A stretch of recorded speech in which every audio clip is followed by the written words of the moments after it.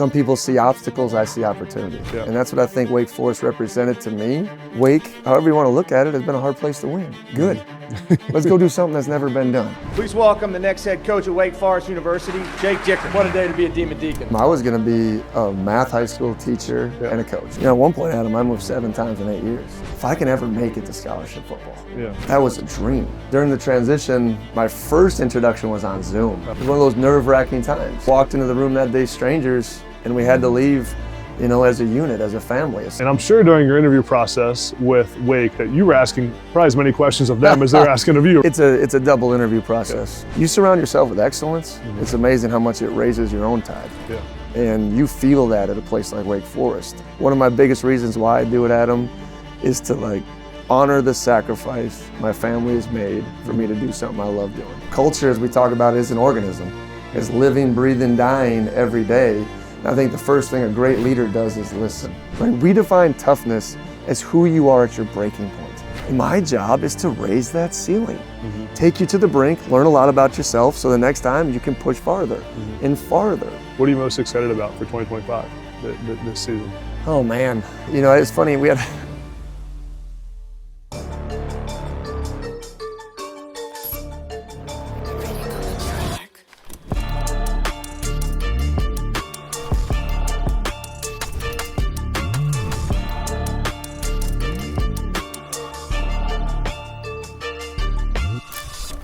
Wake Forest head coach Jake Dickert is next up. Coach, appreciate you doing this. Always. It's good to be here at Wake. My first time here.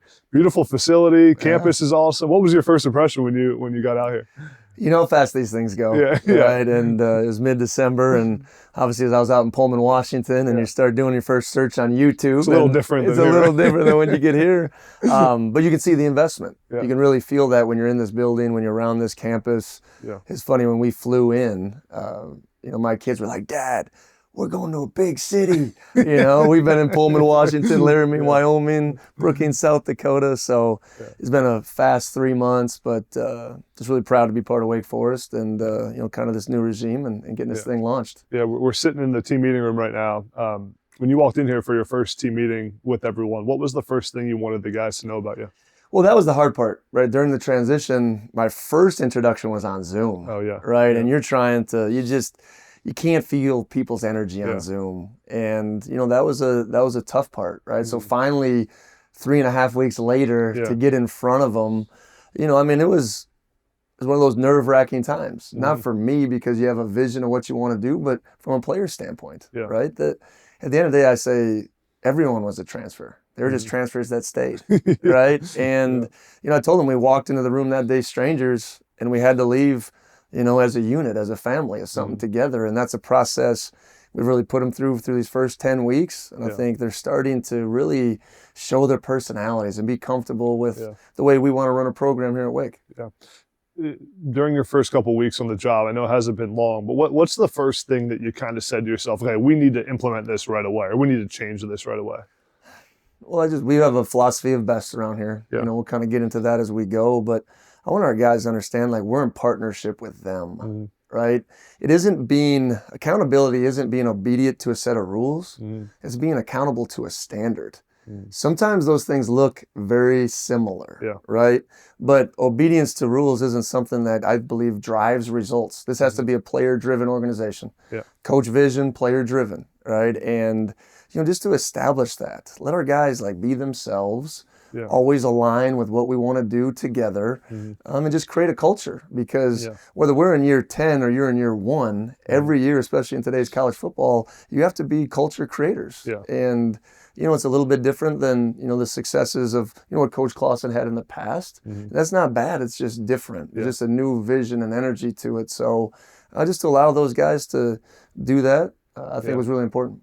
Take me through the process of how getting this job actually goes down. I mean, I know it was an interesting time, and you obviously were at Washington State. You know, what was that kind of? I just sat down before this with John Curry, who told us about your interview and how it went down from his perspective. We're curious how did it go down for you?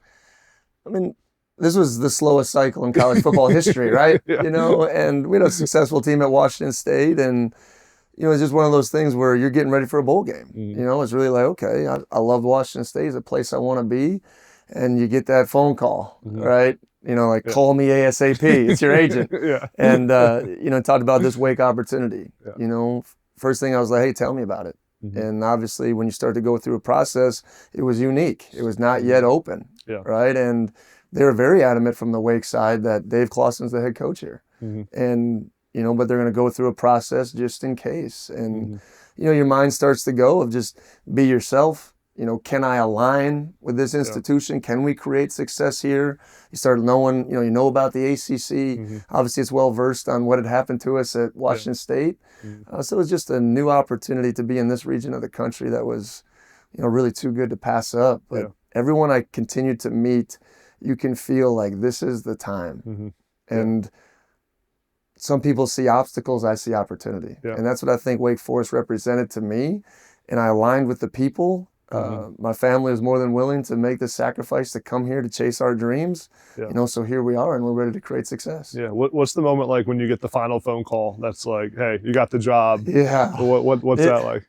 Everything was moving so fast. Yeah. It was one of those things where, you just keep prioritizing and executing. Like that's all you can do. The biggest thing was telling our family. Yeah. Right. This is our first time.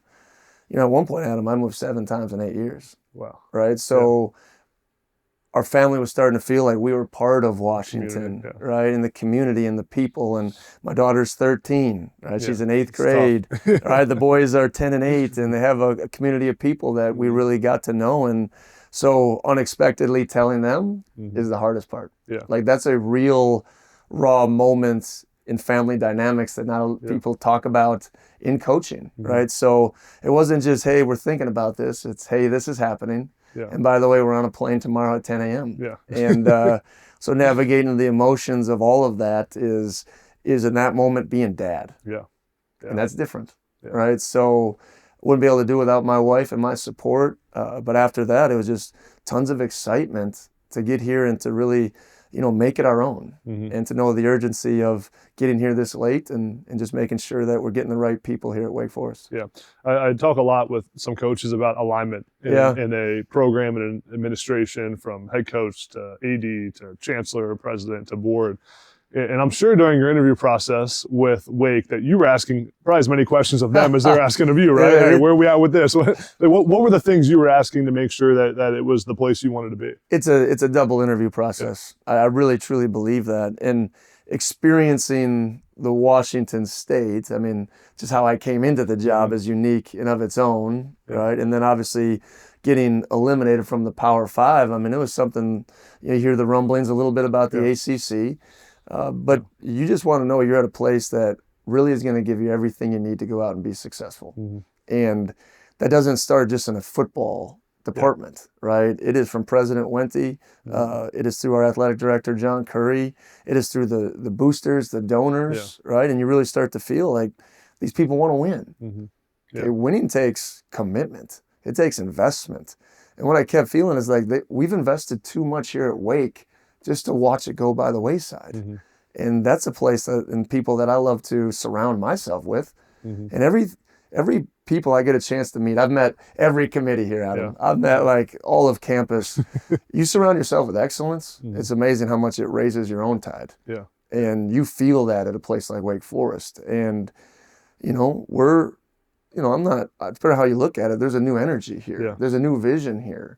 Am I a classic, Wake Forest guy? Sure, right? But also there's a new vision of what we can do with our program that I think is really exciting. So I think that was the alignment piece that I needed to be here. Yeah.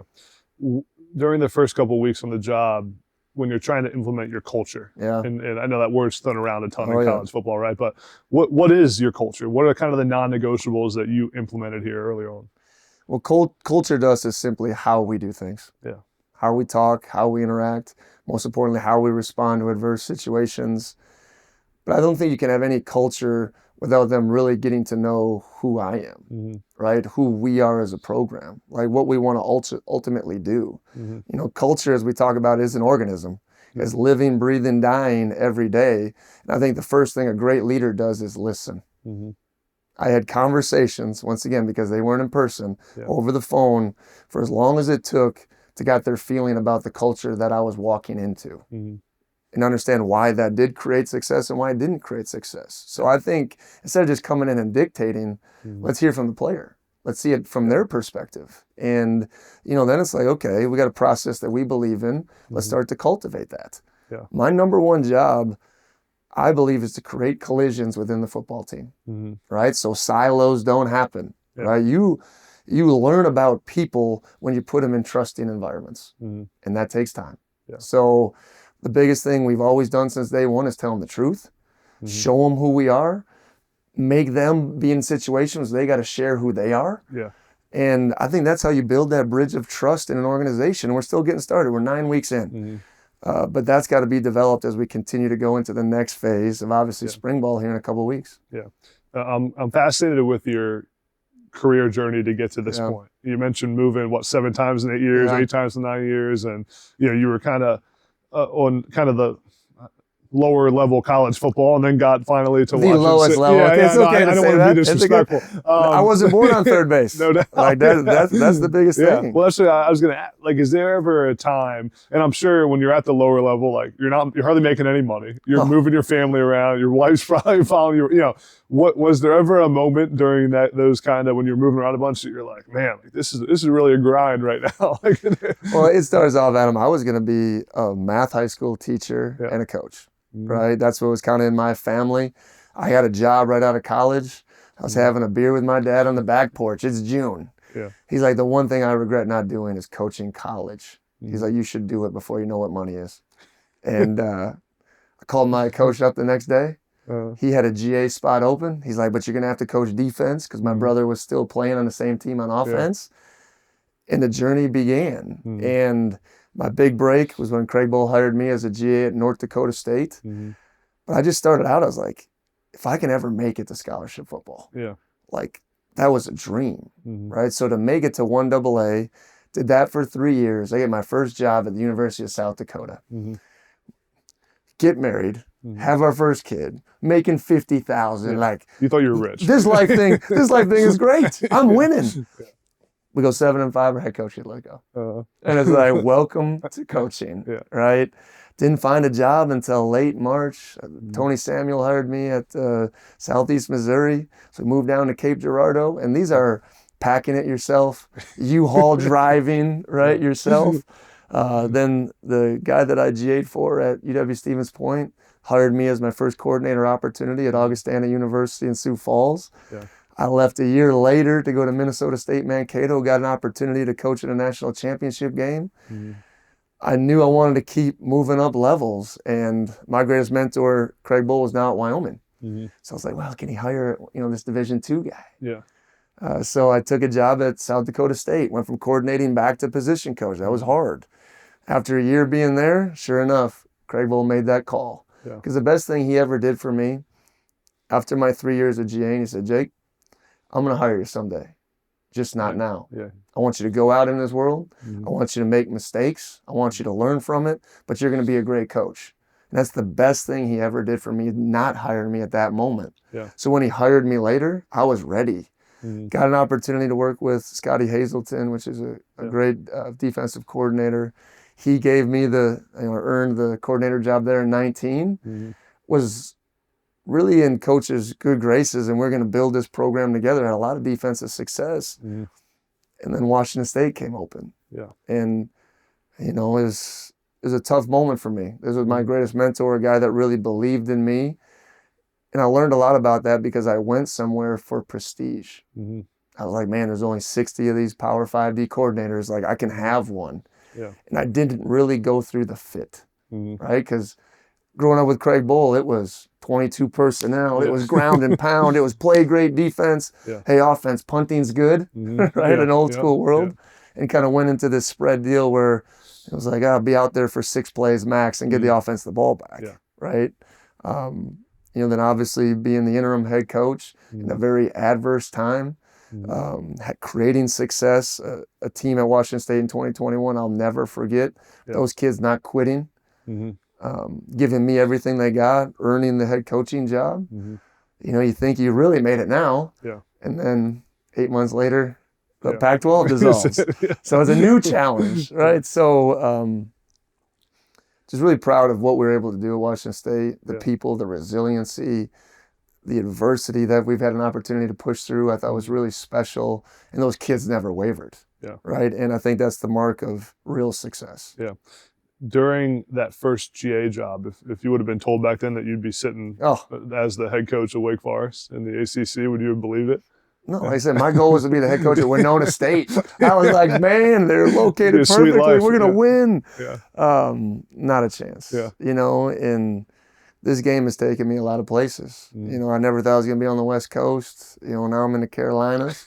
They tell me this isn't quite the South. I use the right verbiage. So it's an amazing place. And like I said, the family piece of it. Yeah.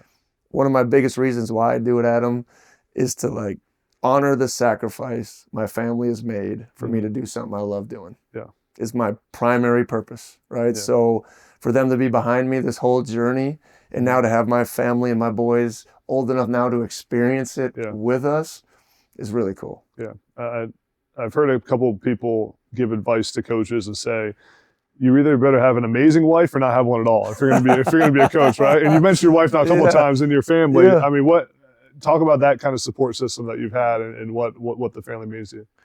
Well, it's just interesting because, first off, she came with me to North Dakota State, and I said, we're not getting married until you know what this coaching thing is. So make sure you're in. I said, I'm going to have to get my first full-time job. And I made her wait 3 years, right? We didn't get married till we were 27. And it's just to share it with your best friend, someone that is so supportive, but also lives, breathes, and dies some of the emotions of this is really challenging. Yeah. But the thing I always try to keep in perspective, like when I come home, it isn't, we love you because you won. Yeah. Right? Your husband, your dad, your father. And I think you can't lose that. Yeah. The phrase I like to use is there is no balance. Mm-hmm. People say, you got to find balance in your coaching. There is no balance. Yeah. We own that. My greatest thing I give my family is presence. Mm-hmm. When I'm there to watch my boys play baseball, I'm in that moment and I'm not thinking about recruiting. Yeah. When I'm watching my daughter in the theater, I'm present in that moment. When I'm home family dinner, I'm present in that moment, right? Yeah. There just is no balance to what we do. We own that, we accept that. Yeah. But without their love and support, I wouldn't be sitting here today. Yeah, you mentioned the success at Washington State, but it was the ups and downs, the turmoil, it was a lot going on when you were there. What's the number one thing you feel like you learned about yourself during that time? Pat Chun came to me an hour before. He said, you're going to be the interim head coach, and you're going to have a team meeting in an hour. You have to stand on the foundation you built every day. Mm-hmm. If I would have walked into that group of people and tried to all of a sudden be somebody I'm not, it would have been a complete failure. Yeah. So you're building your own foundation in whatever you do, and more importantly, in whatever you want to do. Mm-hmm. You're building that every day through relationships, how you treat people, how you act, how you interact, even with how I interacted with the offense. Mm-hmm. Like if I was an asshole every day to them, they wouldn't have responded to even some of the small changes that we wanted to make during that time. So people lose track of that. They lose sight of that. They think all of a sudden now the moment's here, now let's do X, Y, Z. Yeah. No, you're building that every day, and you treat people the right way. You just do the work. It's amazing the respect level that you can get and be created from that. Yeah. A lot of the viewership of this podcast is young coaches who want to be Division I coaches. One of the biggest roles you have is hiring a staff, right? And hiring, whether it's GAs, analysts, all the way to coordinators. What are the things that you look for in young coaches when you say, this is going to be a good fit on my staff? It's huge. It's probably the second piece of advice Coach Bowl gave me is that the hiring process never stops. Yeah. Right? You have to never stop thinking about it. Mm-hmm. There's a book out there, a famous book, Good to Great. Mm-hmm. And I think it all starts in that book with getting the right people on the bus. Yeah. And take your time in doing that. Mm-hmm. And if you don't feel like you have the right person, don't hire. Mm-hmm. Continue to go through that process, because if you don't have the right people on the bus in the right seats, I think the book says it doesn't matter what your vision is and where you're going. If you got the wrong people, you can't navigate the challenges of today's world. Yeah. So it starts there. I think there is a blended skill set. But I've never bought into, you got to hire this guy as a great recruiter, this guy a great coach, this guy a great relationship guy. Mm-hmm. you gotta have it all. Yeah. And you gotta be willing to ask the hard questions, because one thing I believe that we're losing in coaching today, and I think it's tough, is the true interview process. Yeah. Like when I started, you get in your suit and tie, you go there, you meet everybody. Yeah. Coach Bull made me do drills in my suit, sweating for an hour with the players. He's like, run that back. Oh man. And he was like, you're sweating, and you're like, he's causing controversy. Like, I don't agree with that technique. Just trying to see how you react. Yeah. Now sometimes we hire people on what our agent says or what a 2-hour Zoom is. Yeah. So I think we're losing a little bit of that art of wanting to really make people earn it. So Yeah. Like I tell our coaches, like, I'm not just responsible for you, I'm responsible for your family. Yeah. Right? There is no situation where you say, this decision doesn't affect me. Yeah. It affects all of us. Right? At Washington State, I talked about we had 119 people, coaches and families, that were under my contract. Yeah. Every decision that we make matters to all of those people. Yeah. And I think that's a way for the coaches just to say, man, my buy-in for everything we do has got to be at a really high level. Yeah. But if I'm not taking care of our people, none of it matters. Yeah. So you got to show why their role is important. You got to validate their role. You got to give them feedback on their role so they always know how they can grow and get better. Yeah. And I think the right people, right, they come highly motivated, and they just want your organization to be the best it could be. Yeah. What's the toughest job interview you had during your assistant coaching journey? Oh, that they put me through? Yeah. Oh, easy. John Stiglmeyer, South Dakota State. Okay. Same thing. He's old school ball coach, national champion, legend. And because you come up, you meet a couple people, you're immediately in the film room, 4 hours, take me through base run defense. Okay. And it's just like this. There's cameras everywhere. Really? He's filming They're it. filming it. Oh, they're firing questions. It's like a clinic for these guys. All right, let's break for lunch. Okay, good. I think I'm going to go around and tour campus. Yeah. Back in the room, 4 hours, take me through pass coverages. You're watching games. It was, when I got done with that day, I was like, that is a grind. Yeah. And that was the toughest process I think I've ever been through in my life. So when he called me and he offered me the job, I was like, man, tons of respect, coach, because I feel like I've earned that one. Yeah. You probably left. You're like, I either crushed that or it didn't go well. I'm not sure. So it was, and the whole staff's in there. Yeah. They have the GAs up there, and you're demonstrating, you're modeling, you're taking them through the whole film. So it was awesome. I feel like there's a trend in football right now of a lot of offensive coaches becoming head coaches. I just feel like that's recent. I don't know if the data actually suggests that, but like that's what I feel like. Yeah. What are the advantages of being a defensive-minded head coach? Do you feel like that it's different, or any advantages you get?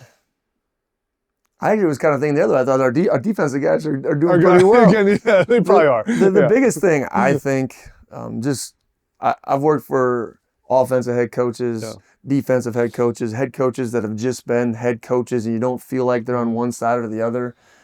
I think being the defensive-minded guy, that was the biggest thing right away I tried to break free from. I'm not just the head coach of defense, the head coach of the team. I think it gives you a really broad perspective on what it takes to win as a team. And I've learned a lot about that, because I hired, Eric Morris as a really successful head coach at North Texas. Went out on the limb then and hired Ben Arbuckle, who's now at Oklahoma, and got a chance to work with some of the brightest offensive minds. But I said, guys, guess what? On day one, no motion, no empty, no stacks and bunches.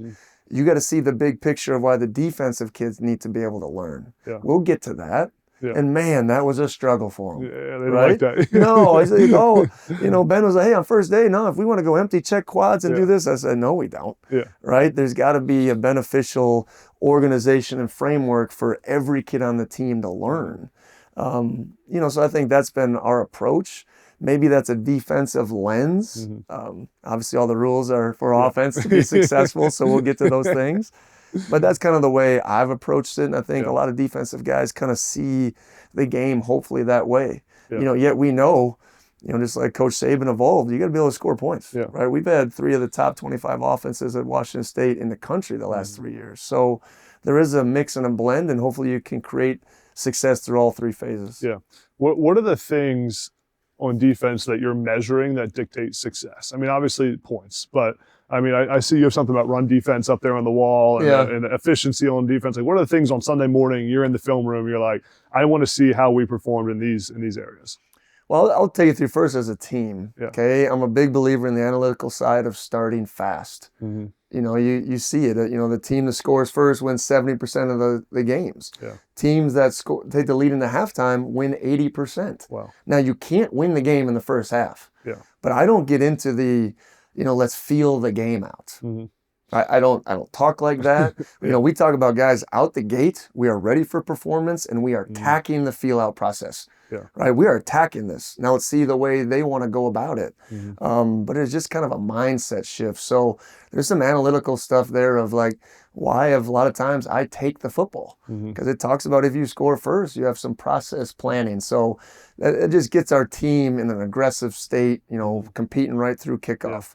Yeah. Second is explosive plays. Right? If you can get the game-changing plays, the 20-plus plays on your side, you're winning football games, right? If you win it by as much as 5 to 10%, you're like an 88% winner. Yeah. All right. Tilting the field, right? Average field position. And I think that's all three phases. That isn't just through special teams. Winning the fourth quarter and those finish factors. Yeah. Can you flat out finish and win in the fourth quarter is really, really important. And then this game is still all about the ball. Yeah. We've been really good defensively of finding opportunities of taking that ball away, being really safe through the transition of it in special teams, and then obviously taking care of it on offense. And it's amazing. When you win 3 out of 5, 4 out of 5, obviously 5 out of 5, you sweep the board, you go out there and win big games. So those are the 5 big principles that we talk about. Yeah. One of the biggest jobs you have during games is actual like game management, clock management. I'm sure that was probably a little bit of an adjustment as a first-time head coach and just dealing with and it's fast too, right? Like it's not, you don't have 5 minutes to think about it. You're not like, it's happening, bang, bang. What's your strategy in game? Like how are you managing the clock and timeouts and when to go for it and analytics and risk and the book, like all this stuff that goes into it? I remember our first scrimmage when I was a head coach. It wasn't even game yet. And I'm like, what do I do? You're used to calling, thinking, planning. You're just like in a different mode. Then you really start to get comfortable with it, and it shifts. Yeah. Very analytical. Go through every situation on Thursday with the OC, with the DC, with the kicking game. We have a book, very aggressive to it, but we kind of set our own parameters. Yeah. And, really, we call it, being bulletproof. Right? And I think as long as your team is bulletproof, you put them in situations they're ready to respond, not react. Yeah. Right? So we talk about it all the time.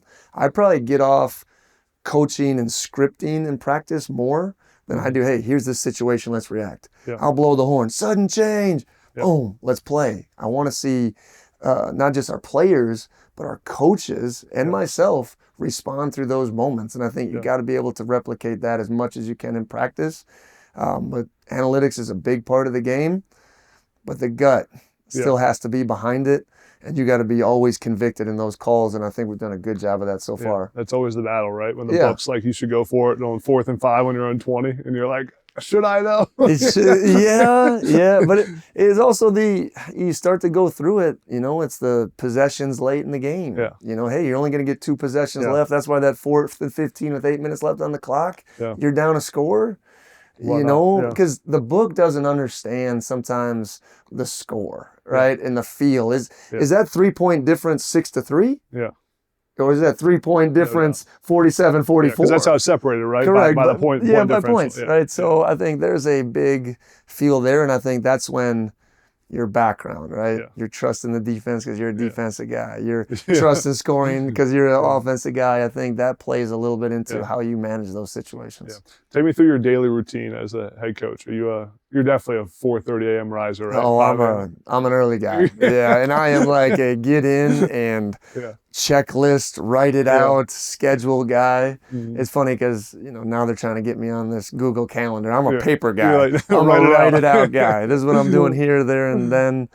I just love the piece of being in early, being prepared.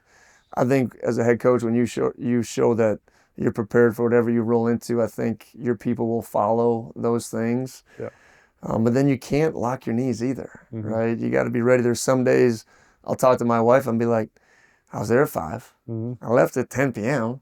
I never stopped doing anything. Yeah. But what did I actually do? It's like those days that keep coming up, because part of your job is just getting time to make sure you're connecting with your people too, right? So making sure the quality's right on all sides of the ball, making sure I'm holding our coaches accountable. Yeah. The recruiting piece is really everything, right? You just feel like even now getting here, you're behind, and building those type of relationships has to come from me. So there's a lot of time invested in kind of that daily routine. Yeah. How has this new era of college football adjusted how you build maybe your roster, but also your staff? I mean, you have, with the transfer portal and now revenue sharing coming, I mean, you're going to have to manage salaries essentially for your team with revenue sharing. How are you approaching that from like a front office standpoint? Yeah, and that's a big change here at Wake Forest. The one thing we brought in is kind of our, I call player acquisition structure. It isn't recruiting. That's such a like old term it's a dated now. term. Yeah, I mean, it's player acquisition, right? So even in 2022 when we started, we had a general manager. Like you can see the way this thing was all progressing. So we have a player acquisition side, more in the scouting, right? So GM, director, player personnel, lead scouts, offense, defense, transfer, right? And then even an extra scouting personnel guy. And you know, we're putting everyone through that process. The coaches are still involved. We still want their opinion. But then once we identify through that process who we want, now it kicks over into recruiting, right? Director of recruiting, assistant director, on campus, high school relations, you know, how we need to recruit somebody, who the champions are, identifying the players' environment and who they're around and who they're going to listen to. And then we're just big on, you know, making sure through the rev share that we're paying for production. This will never be a place where we're just on potential. And my hope is, Adam, through the hopefully agreed upon salary cap, right? We need this thing to happen. That just like the NFL, there's a slotted rookie scale.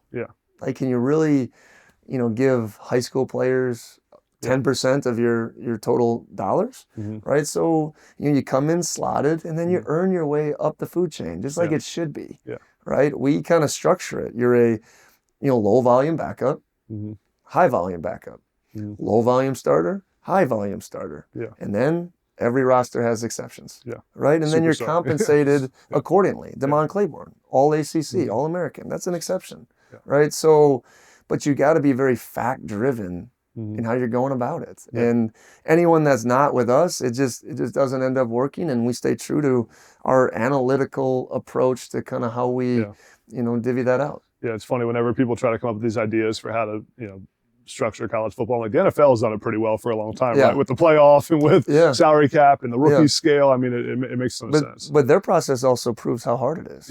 Right? With the first round bus, it's the same thing with these 4 and 5 star kids. Right? I thought we did a really good job. When you look at the numbers, I said something funny at the second bye week this year, Washington State. I said, we are going to have the most scouted roster in the country. And people are like, how is that possible? I said, oh, yeah, we are. They know. It's true. They know.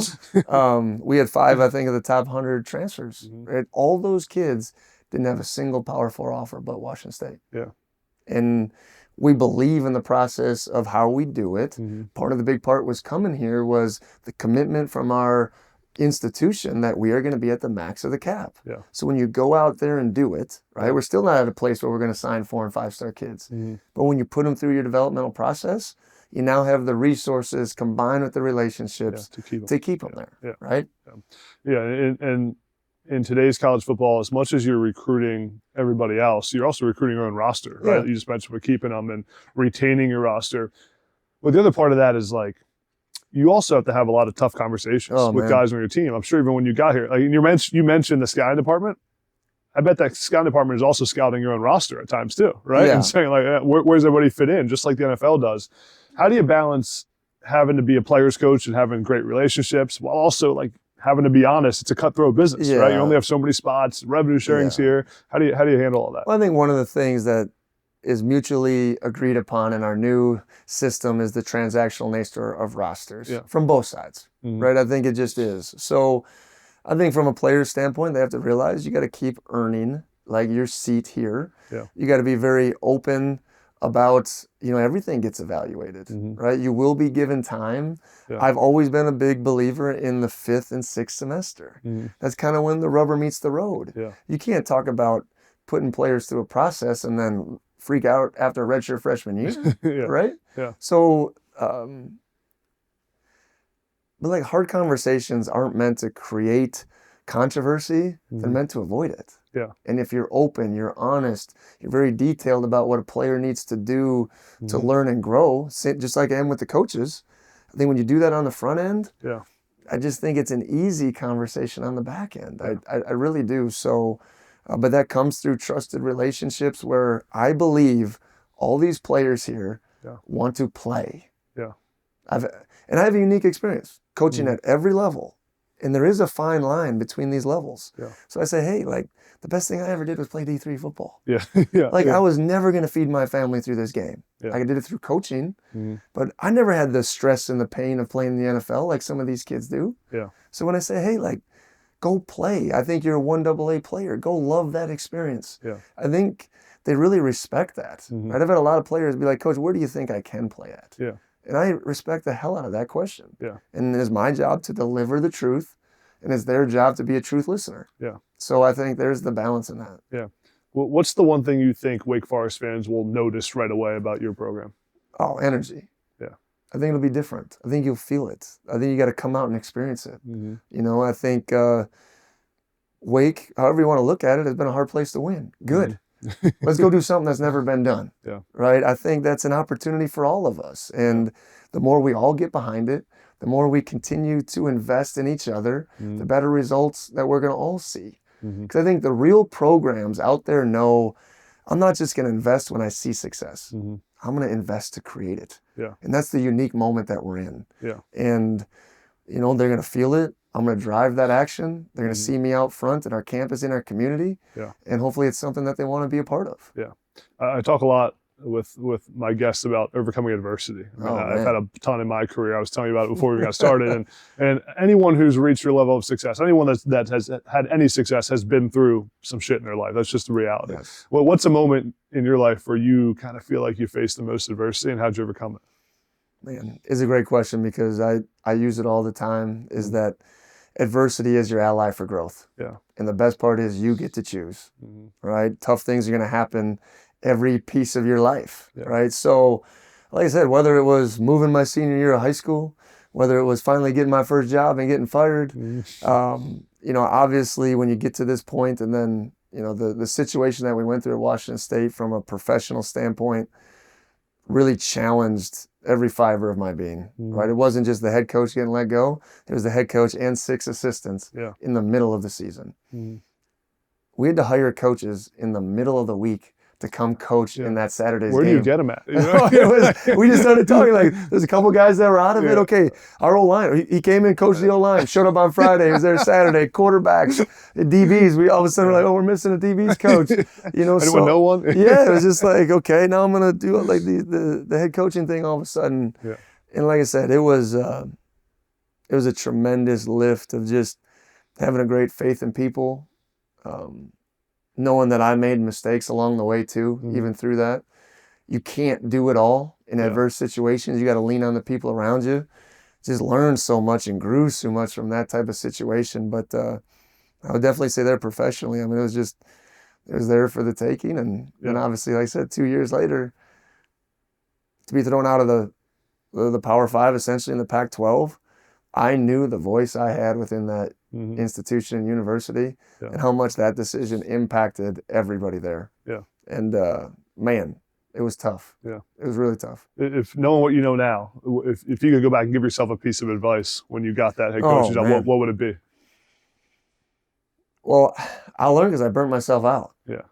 I got to that first summer and I just flat burnt myself out. Yeah. And I had to ask for help. And I wasn't afraid to find that help. And wasn't the person I wanted to be. Wasn't the husband I wanted to be, father I wanted to be. And it wasn't through balance. I actually talked to Chris Peterson about this. It was awesome. He referred a book to me called The Power of Full Engagement. And his big message to me was, everyone says life is a marathon. It's a complete false. It's a lie. life, as you go through that book, is a consistent moment of full engaged sprints. When you're involved in something, man, give it everything you got to the maximum capacity. But it is also about fully engaged restoration. Yeah. And you have to plan for that just as much as you plan for the sprinting. Yeah. And I learned that through that moment. Yeah. I've been better ever since. I remind myself and my staff about that all the time. My wife has held me accountable to that because I think it's important. Yeah. So I think that learn really changed how I approached coaching. Yeah. Yeah. Say we sit down 5 years from now. Yeah. What do you want Wake Forest football to look like? Oh man, a lot of wins. It's a lot of things. I think first off, I just want to be a program that our people can be really proud of. Yeah. Like these guys fight. These guys are blue collar, chip on the shoulder. Like they're different. Yeah. And we're still going to graduate kids at a high level. We're still going to be able to believe in the excellence of being a student athlete. That's the foundation of Wake Forest. I still believe in that. Yeah. But there's a grit that I possess that our team needs to possess. There's a way you play and an energy and an effort and a way we go out and execute our role each and every day that you want people to talk about. Yeah. You want your opponent to go, man, Wake Forest is coming. These guys are going to be a motherfucker. Yeah. Right? Yeah. And maybe that hasn't been said about our place. Yeah. You can love being a great student athlete and love playing this game at a high level. Yeah. And that's what I want to show everybody here. Yeah. And I just think we can do it. I believe that. Yeah. Right? Belief is the foundation of anything that we do. Yeah. And that's what I hope we see here in 5 years. It's going to be a heavy lift. There's going to be ups and downs to that process. But man, we're just going to keep taking it one day at a time. Yeah. What are the things that you do to instill that grit and toughness? Is it a practice mentality? Is it a weight room thing? Like how are you? It's just every day. I just you got to, even as a person, you got to have it. Like a high performer, you got to put yourself to the brink every day. Yeah. Right. We define toughness as who you are at your breaking point. That's toughness to me. Yeah. Not a bunch of machismo, not a bunch of words, who you are when it gets its hardest. Yeah. And my job is to raise that ceiling, take you to the brink, learn a lot about yourself so the next time you can push farther and farther. Like that's how your team gets tough. Yeah. Right. So in a world of not soft, but everybody wants instant success. It's a microwavable world. Football players develop in a slow cooker.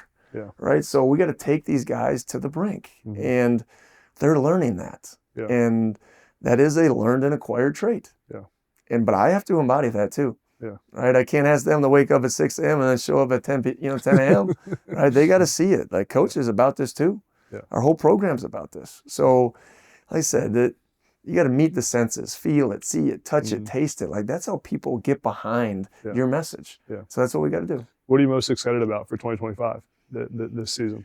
Oh man, it's funny. We had, a countdown clock. Yeah. Big countdown clock to the first game was in the locker room. I said, guys, put zeros on it. Yeah. The countdown is now. You have no time. Right? It isn't countdown to one moment. Yeah. Every day is that moment. Yeah. Right. So just every day we're looking forward to waking up and getting better. I don't put a ceiling on any team. Right. But at the end of the day, right now, the facts say we're 4-18 that lost 18 starters. Let's go. Yeah. Right? So I'm excited about it. We're just establishing a program, but I think I owe it to the seniors not to take just a rebuild mentality. Yeah. That's not the competitor I am either. Right? So don't put a ceiling on your group or your organization. Got a bunch of people that care about those results. Yeah. Let's go get them. Yeah. Last question for you, Coach. I appreciate your time. Yeah. What's your why? What's the reason you do what you do every single day? I started with it, right, is to honor the sacrifice that my family makes, right? I think that's really, really important. To partner with people, right? I talk about me and players being in a partnership every day for them to reach their goals, dreams, and aspirations. Yeah. It's no longer about me, right? It's about serving, right? To wake up every day and know that I have an integral piece to play in their lives, their dreams, and to tell them the truth about it and help them. Yeah. And to not treat any of them the same, man, there's an art to that. Yeah. And that drives me, right? Like when you're in it, you're really passionate about not letting people down. Like I carry that with me. makes me emotional thinking about it. Yeah. Because like, man, like I want to be here for these kids. Yeah. I want them to get to where they say they want to go, but it's hard. Yeah. It's hard. And really grounded in that passion. Mm-hmm. My dad told me a long time ago, anything you ever want is on the other side of hard work. No doubt. Just do it. Yeah. Just do it. Yeah. And the way you show up matters. And I think that is what I try to embody every day. And that's where my purpose really comes from. What are the things you hope your players say about you? Oh man, just a lot. Like, hopefully, like integrity. He does what he says he's going to do. Yeah. Period. Yeah. Right. When you have people say that about you, mm-hmm. no matter how they see you, oh man, he's, everyone's going to have different opinions. It's hard. He's tough on us, or, he's this, or he's an energy guy. Like, those things are important. Yeah. But for everyone, all 105 to say he does what he says he's going to do. Yeah. That's a home run. Yeah. I love it. I'm ready to play for you now. Oh, thank you. You want a tight end that runs like a 4.9 and can't block? We'll find a role. We'll find a role for you. I'm ready to grind. No, Coach, appreciate your time. This is awesome. I think the fans are going to love it. Yeah. I think the college football community will. And congrats on all your success. I'm excited to see you build this program. Thank you. Go Deeks. Appreciate it. Next up.